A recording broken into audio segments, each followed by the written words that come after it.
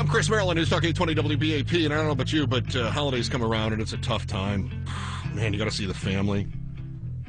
And sometimes it's great. Sometimes it's great. You know what? One of the problems that I always have is I set expectations when I see the family.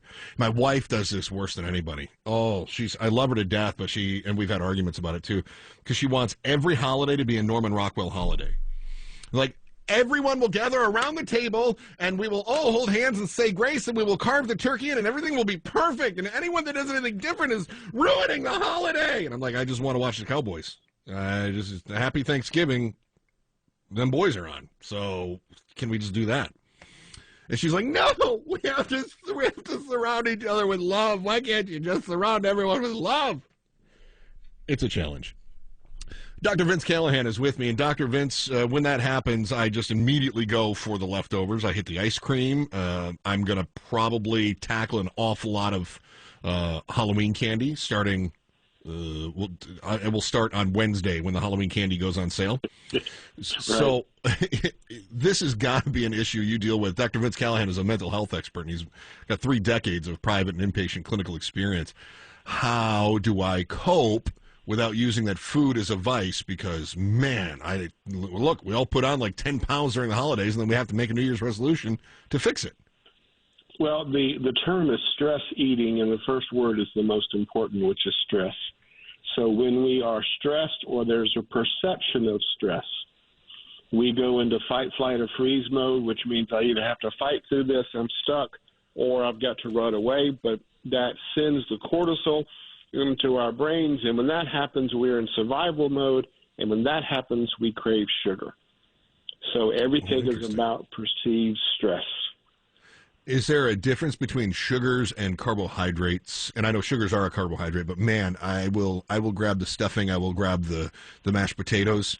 The Halloween candy is great, but certain candies are better than others, in my opinion. You know, Sure. I mean, does that make a difference? Is that all my body trying to tell me this is gonna?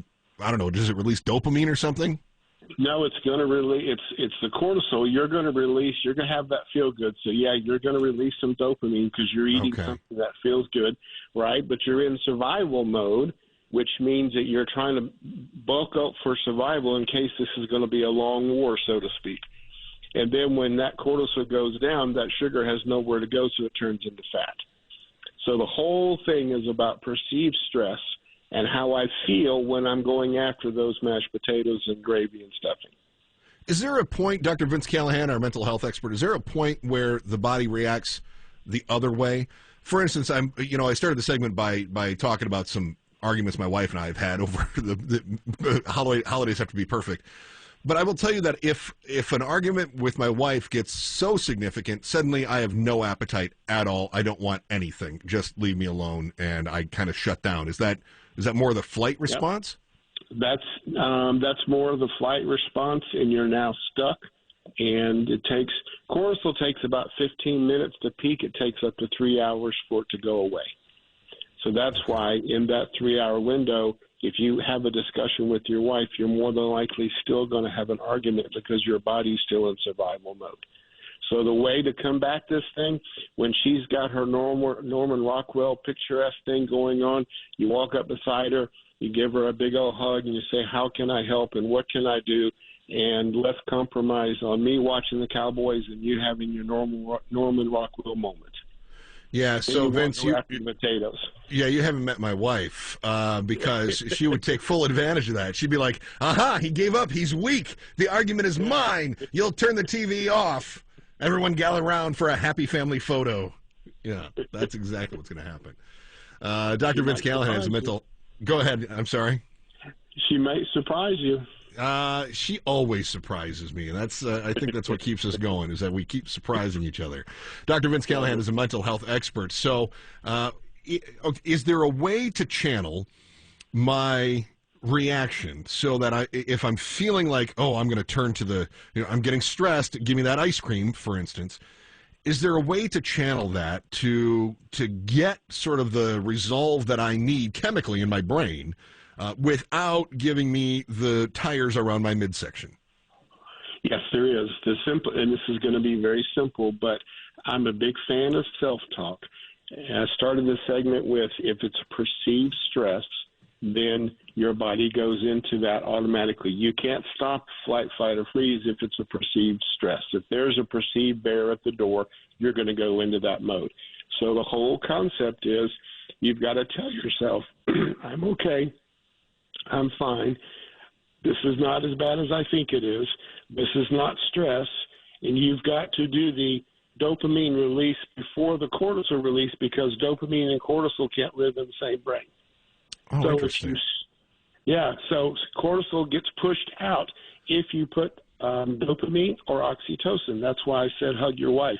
When you hug your wife, you release oxytocin. You won't have cortisol. You won't have the stress.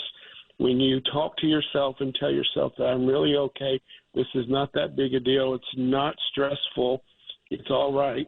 I have a DVR. If I need to, I can record the boys playing. So whatever you have to tell yourself, you now create dopamine and you push away the cortisol. Therefore, you won't go after the potatoes. Okay. This is very helpful. The final thing is a little bit off. It's not stress-related, but what about those compulsions I have? If I see candy corn on the counter, I feel like I have to take a couple of candy kernels. What is that compulsion? Balance is okay. A couple kernels is fine. A whole Okay, I bag lied. It'll be a bag. Yeah, it'll be a bag. Yeah. Well, the simplistic thing to do is to figure out, how am I feeling when I'm going for that bag? Am I going for it because, A, I'm hungry, or B, am I going for it because I feel something because of something happened at work or something's happening at home? If you get in control of how you feel when you eat, you'll eat less. We're going to have more conversations about this, Dr. Callahan, because this is just an ongoing struggle with me. It's not the stress so much as it's that compulsion to just grab it if it's there. Especially, you put a pizza in front of me or some breadsticks, forget about it. Dr. Vince Callahan, mental health expert. He's been doing this for over 30 years. And Dr. Callahan, always an honor having you on the program. Thank you so much for your time today, my friend. Thank you so much.